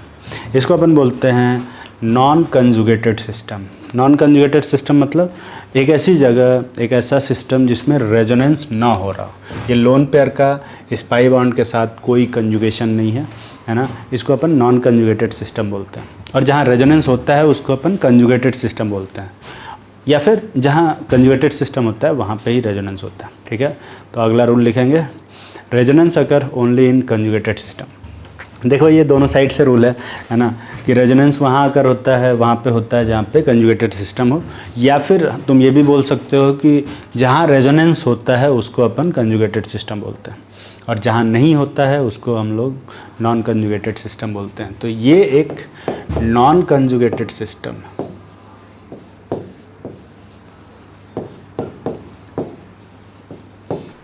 तो रेजोनेंस जो है वो सिर्फ कंजुगेटेड सिस्टम में ही हो सकता है ना। इस वाले में आते हैं, इसमें देखते हैं बेंजीन के ऊपर यहाँ पे नेगेटिव चार्ज है, यहाँ 2 इलेक्ट्रॉन है। ठीक है, ऑब्वियसली ये एक इलेक्ट्रॉन रिच सेंटर है और ये एक नॉर्मल सा सेंटर है ऑब्वियसली। तो इलेक्ट्रॉन रिच से हाई इलेक्ट्रॉन डेंसिटी से इस तरफ इलेक्ट्रॉन शिफ्ट होगा। अब यहाँ पे अगर इलेक्ट्रॉन शिफ्ट करते हैं, ठीक है, तो इस कार्बन, ये वाला जो कार्बन है, ठीक है, वो 5 बॉन्ड बना लेगा।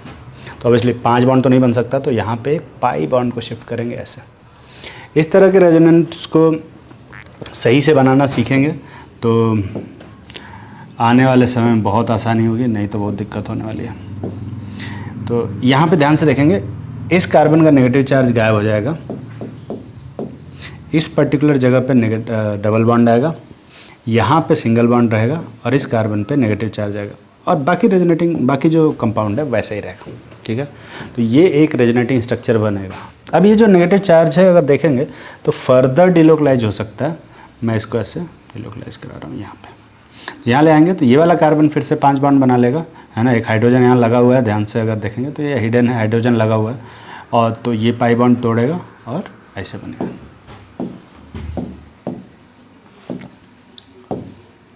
तो यहाँ पे बाकी सब तो वैसे ही रहेंगे, इस पर्टिकुलर जगह पे डबल बॉन्ड और यहाँ पे नेगेटिव चार्ज आएगा। ठीक है, फर्दर अगर देखें तो ये नेगेटिव चार्ज फर्दर डिलोकलाइज हो सकता है, ऐसा रेजोनेंस बनाएंगे, यहाँ पे डबल बॉन्ड, यहाँ सिंगल बॉन्ड और इस जगह नेगेटिव चार्ज। एरो फॉलो करते रहेंगे, कभी भी रेजोनेटिंग स्ट्रक्चर गलत नहीं बनेगा। ठीक है, और अगर गलत बनाए तो फिर से सही करेंगे प्रैक्टिस करके। ठीक है, एक बार ये सारे रेजोनेटिंग स्ट्रक्चर अपने मन से ज़रूर बना लेंगे ताकि रेजोनेंस की प्रैक्टिस हो जाए। ठीक,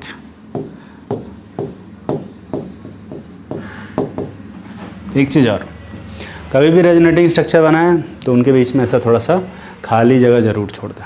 ठीक है, हर रेजोनेटिंग स्ट्रक्चर के बीच में ऐसा थोड़ा खाली जगह छोड़ देंगे, 2-3 लाइन छोड़ देना, बाद में वो लाइन का यूज़ होगा, है ना, वो फालतू का नहीं छोड़वा रहे हैं। ठीक है, अच्छा एक चीज़ ध्यान से देखें तो ये पहला वाला जो लास्ट वाला रेजोनेटिंग स्ट्रक्चर है और जो पहला वाला रेजोनेटिंग स्ट्रक्चर है, दोनों क्या है, एग्जैक्टली डिफरेंट हैं, सेम नहीं। डिफरेंट, सेम नहीं है। तो इसमें जहाँ जहाँ डबल बॉन्ड है उसमें वहाँ सिंगल बॉन्ड है, और उसमें जहाँ जहाँ डबल बॉन्ड है इसमें वहाँ सिंगल बॉन्ड है। ठीक है, तो यहाँ टोटल 5 तरह के रेजोनेटिंग स्ट्रक्चर बने हैं। एक्चुअल मॉलिक्यूल अभी नहीं बनाना है, रेजोनेंस हाइब्रिड बनाने की ज़रूरत नहीं है ना। अभी सिर्फ रेजोनेटिंग स्ट्रक्चर बनाएंगे, हाइब्रिड बनाने की प्रैक्टिस भी करेंगे अभी आने वाले समय में। ठीक, अगला देखते हैं पेज। ओ काफ़ी है, इनको भी बनाना है। तो यहाँ देखो, यहाँ पे एक इलेक्ट्रॉन डेफिशिएंट सेंटर है, तो ऑब्वियसली इलेक्ट्रॉन जो शिफ्ट होगा ये अब बाहर की तरफ जाएगा, लाइक ऐसा, और इस तरह का रेजोनेंस बनेगा, और बाकी सब कुछ वैसे ही रहेगा। ठीक है, फर्दर ये पॉजिटिव चार्ज और डिलोकलाइज हो सकता है, ये बनेगा तो पॉजिटिव चार्ज यहाँ आ जाएगा, और बाकी रेजोनेटिंग स्ट्रक्चर वैसे ही रहेगा। ये पॉजिटिव चार्ज फर्दर डिलोकलाइज हो सकता है, ऐसे करेंगे ये बनेगा, और पॉजिटिव चार्ज यहाँ आ जाएगा, है ना। एक चीज़ अगर ऑब्जर्व करोगे तो तुम्हें पता चलेगा पॉजिटिव चार्ज अल्टरनेट कार्बन पे घूम के जा रहा है। ठीक है, और फिर से अगर देखोगे तो पहला और आखिरी वाला जो रेजोनेटिंग स्ट्रक्चर है वो डिफरेंट, ठीक है, डिफरेंट है। अगला देखते हैं, ऑक्सीजन, ये फिनॉक्साइड है ना, नेगेटिव चार्ज है यहाँ पे, इलेक्ट्रॉन रिच सेंटर, नीचे की तरफ इलेक्ट्रॉन घूमेगा, ये बनेगा। ठीक है, बेंजीन वाले बहुत सारे प्रैक्टिस करने के लिए दिए हैं, ये सब प्रैक्टिस करा रहे हैं एक तरह से। और यहाँ से जो मैं बना रहा हूँ उसको छापने से कुछ भी नहीं मिलेगा, लिख के ले लो चाहो तो, मैं यहीं लिख देता हूँ, या तुम खुद लिख लो, मैं क्यों लिखूँ यार, इतना जगह नहीं है। तो ये फर्दर और डिलोकलाइज होगा, ऐसे ये बनेगा, बना लेना ऐसा ऐसा ऐसा ऐसा। ये फर्दर और डिलोकलाइज हो सकता है ना, यहाँ आएगा,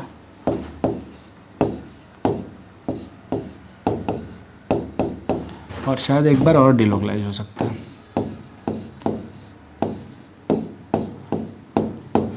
यहाँ भी 5 रेजोनेटिंग स्ट्रक्चर बने। ठीक है, ये क्या किया मैंने, ये इसी को दोबारा बना दिया। हाँ ठीक है, कोई दिक्कत नहीं है, मतलब लाइक ये वाला रेजोनेटिंग स्ट्रक्चर मैंने एक्स्ट्रा बना दिया। ऐसा क्यों किया मैंने, शायद थक गया हूँ। ठीक है, यहाँ देखते हैं, इस वाले में यहाँ पे लोन पेयर है, नीचे की तरफ इलेक्ट्रॉन शिफ्ट होगा, और ये इलेक्ट्रॉन ऐसे आएगा। तो यहाँ पे जो रेजोनेंस बनेगा वो ऐसा बनेगा, ध्यान से देखते हैं। यहाँ ऑक्सीजन बीच में डबल बॉन्ड, पॉजिटिव चार्ज, यहाँ नेगेटिव चार्ज, ऐसा। ठीक है, ये नेगेटिव चार्ज फर्दर डिलोकलाइज होगा, ऐसा बनेगा। सब एक ही जैसे बनेंगे, है ना, अपने से प्रैक्टिस करेंगे, सब एक जैसे रेजोनेटिंग स्ट्रक्चर बन रहा है। पॉजिटिव चार्ज, अगला बनाएंगे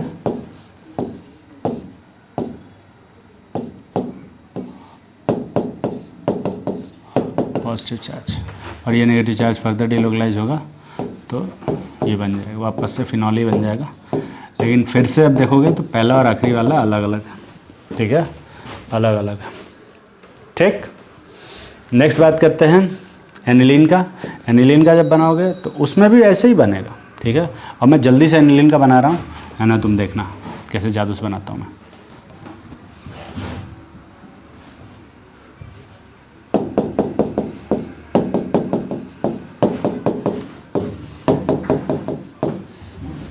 ऐसे, तो एनिलीन वाला ये रेजोनेटिंग स्ट्रक्चर बनेगा। ठीक है, फिनॉल वाला इससे पहले था। अगला देखते हैं क्या है, उप्स 4 और, कोई बात नहीं, बनाते हैं। यहाँ क्लोरीन पे लोन पेयर है, फिर से वैसे ही बनेगा जैसे एलिनीन का था, एनिलीन का था। यहाँ पे नेगेटिव, और यहाँ क्लोरीन के साथ पॉजिटिव, बाकी ये वाला। ठीक है, फर्दर ये नेगेटिव चार्ज डिलोकलाइज्ड होगा, एरो नहीं बना रहा हूँ, अपने मन से बना लेना। ये नेगेटिव यहाँ आएगा, क्लोरीन वहाँ पे पॉजिटिव। नेक्स्ट ये बनेगा, और अगला वाला ये बनेगा, ये बनेगा। ठीक है, यहाँ पॉजिटिव चार्ज है, ठीक, ऐसा बनेगा। इस वाले में देखो ऐसा है कि ये इलेक्ट्रॉन रिच सेंटर तो है, पर ये इसका डिलोकलाइजेशन हो नहीं पाएगा। कोशिश करोगे ना तो ये यहाँ आएगा, यहाँ पाई बॉन्ड बन जाएगा, तो क्या ये सिग्मा बॉन्ड थोड़े तोड़ेंगे, सिग्मा बॉन्ड नहीं तोड़ सकते, है ना। पाई बॉन्ड यहाँ आएगा तो इसको पाई बॉन्ड को ही तोड़ सकते हैं और किसी को नहीं तोड़ सकते। तो यहाँ पे एक्चुअली में लोन पेयर का कंजुगेशन नहीं है रिंग के साथ, ठीक है। हाँ, डबल बॉन्ड का कंजुगेशन है। तो इलेक्ट्रॉनों की जो शिफ्टिंग होगी ये टुवर्ड्स ऑक्सीजन होगी, ऐसा, क्योंकि इलेक्ट्रॉन रिच की तरफ शिफ्टिंग कराई जाती है, ये हमने रूल में पढ़ा है। ये बनेगा, पॉजिटिव चार्ज आ गया। अब फर्दर इलेक्ट्रॉनों की शिफ्टिंग होगी, तो यहाँ पॉजिटिव चार्ज, यहाँ डबल बॉन्ड, यहाँ ऑक्सीजन पे नेगेटिव H यहाँ, ठीक है। फर्दर शिफ्टिंग कराएंगे,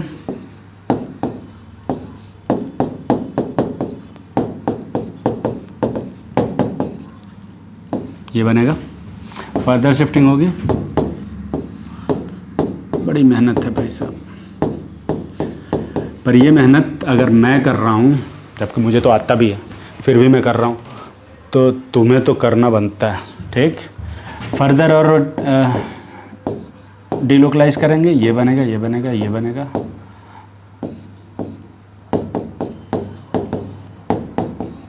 और एक बार फाइनल वाला बना लेना, ठीक है। एक और बनेगा, मैं नहीं बना रहा हूँ क्योंकि जगह नहीं है। सेम ऐसा ही NO2 वाले में बनेगा, ठीक है। NO2 वाला बना के देखना, ऐसे ही बनेगा।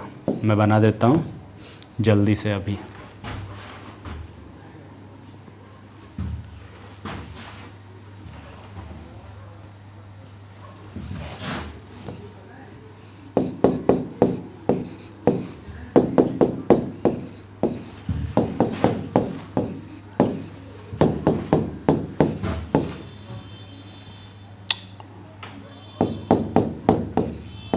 ऐसा, ठीक है। इसमें अगर देखें नेगेटिव चार्ज को डिलोकलाइज करने की कोशिश करोगे तो यहाँ पे डिलोकलाइज नहीं होगा, यहाँ रिंग पे डिलोकलाइजेशन नहीं होगा। अगर बनाओगे तो ये बनेगा। यहाँ आपस में ही नेगेटिव चार्ज का डिलोकलाइजेशन हो जा रहा है। इस नेगेटिव चार्ज का कंजुगेशन रिंग के साथ नहीं है, ठीक है, रिंग के साथ नहीं है ना।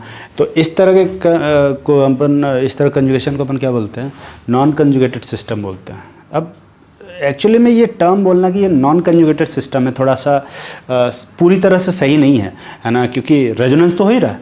तो ये जो नेगेटिव चार्ज है वो इस डबल बॉन्ड के साथ कंजुगेशन में है, ठीक है।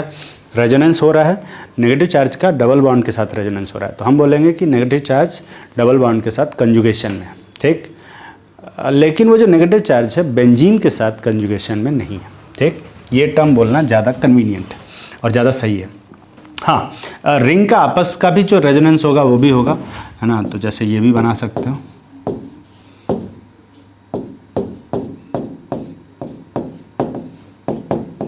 और यहाँ पे भी एक और बना सकते हो ऐसा।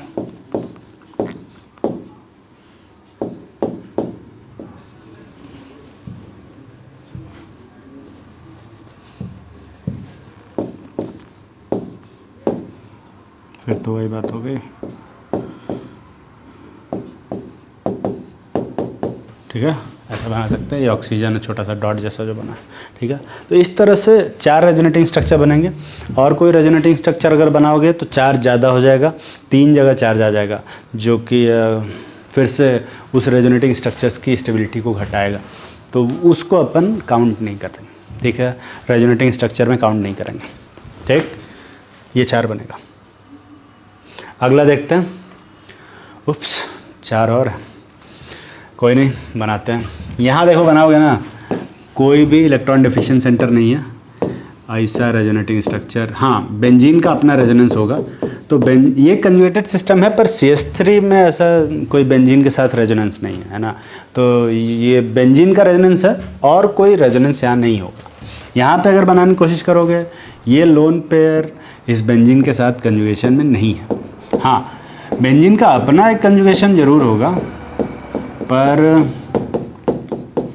लोन पेयर अभी भी बेंजीन के साथ कंजुगेशन में नहीं है, ठीक।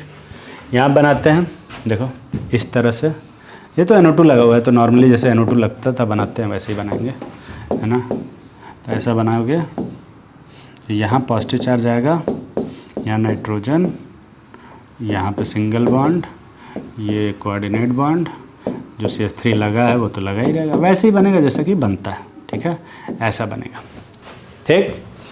पर एक्चुअली में ये गलत है, ठीक। इस तरह से अगर रेजोनेंस बनाए हो तो ये सही नहीं है, ठीक।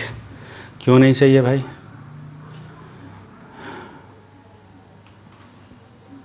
अगला रूल लिखेंगे, यहाँ रूल आ नहीं रहा, क्यों नहीं आ रहा? रूल आना चाहिए था, है ना। कभी भी जब रेजोनेंस बनाएंगे तो जितने भी एटम रेजोनेंस में पार्टिसिपेट कर रहे हैं वो सारे एटम्स एक ही प्लेन में होने चाहिए। सारे एटम जो भी रेजोनेंस में इन्वॉल्व हो रहे हैं वो सारे एटम एक ही प्लेन में होना चाहिए। अगला रूल लिखेंगे, है ना, अभी रूल ही पढ़ा रहे हैं, ठीक है। लिखो all atoms involve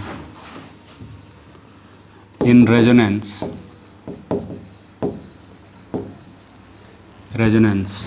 must be in same plane. अब अगर तुम्हें स्टेरिक हिंड्रेंस याद हो तो मैंने बताया था कि ये CH3 का जो स्टेरिक हिंड्रेंस होता है उसकी वजह से NO2 अपना प्लेन छोड़ देता है। तो यहाँ पे जो ऑक्सीजन होगा ये ऑक्सीजन प्लेन के अंदर होगा और ये ऑक्सीजन एक प्लेन से बाहर होगा। तो ये जो चारों एटम इन्वॉल्व हो रहे हैं रेजोनेंस में, वो चारों के चारों एटम एक ही प्लेन में नहीं होंगे, ठीक है। तो अगर एक ही प्लेन में नहीं होंगे तो फर्दर इसमें रेजोनेटिंग स्ट्रक्चर नहीं बना सकते। हाँ, जो बेंजीन का अपना रेजोनेंस होगा वो तो होगा ही, ठीक है। बेंजीन के रेजोनेंस, क्योंकि बेंजीन तो प्लेन में रहेगा ही, तो बेंजीन अपना जो रेजोनेंस बनाएगा NO2 वाला और CH3 वाला वो रहेगा, ठीक है। तो इस जगह पे रेजोनेंस NO2 का रेजोनेंस बेंजीन के साथ नहीं होगा, या टेक्निकली बोले तो NO2 का कंजुगेशन बेंजीन के साथ नहीं होगा, ठीक।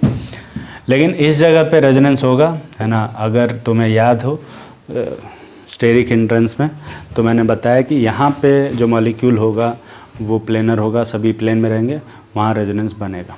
इस पर्टिकुलर जगह पे रेजोनेंस नहीं बनेगा, ठीक है। थर्ड रूल, ये लास्ट वाला रूल है, अभी रूल ही पढ़ा रहे थे एक्चुअली में, ठीक। तो ये इतने सारे रूल होते हैं, इन सभी को मिला के अपन रेजोनेंस बनाते हैं, ठीक है। तुम्हारा काम क्या है, जो भी कंपाउंड देखो एक बार मन में रेजोनेटिंग स्ट्रक्चर तो बना ही लो, है ना। अब मन में रेजोनेटिंग स्ट्रक्चर बनाने से क्या होगा कि तुम्हें मॉलिक्यूल्स की प्रॉपर्टीज़ दिखाई देने लग जाएंगी। देखो मैं तुम्हें बताऊं, ये जो पूरा प्रोसेस है काफ़ी बोरिंग है, मेरे लिए भी बहुत बोरिंग है, लेकिन अगर ये कर लिया एक बार तो जनरल ऑर्गेनिक केमिस्ट्री में कोई दिक्कत नहीं होगी, है ना। नेक्स्ट क्लास बोरिंग नहीं होगी, ये मैं जानता हूँ। इस वाले में प्रैक्टिस करना है, इस वाले में तुम्हें प्रैक्टिस करना है, ठीक है जी। चलिए तो अगला रूल देखते हैं। अगला जो है वो है rules of stability of resonating structure. मैंने बताया था कि जो एक्चुअल मॉलिक्यूल होता है उसमें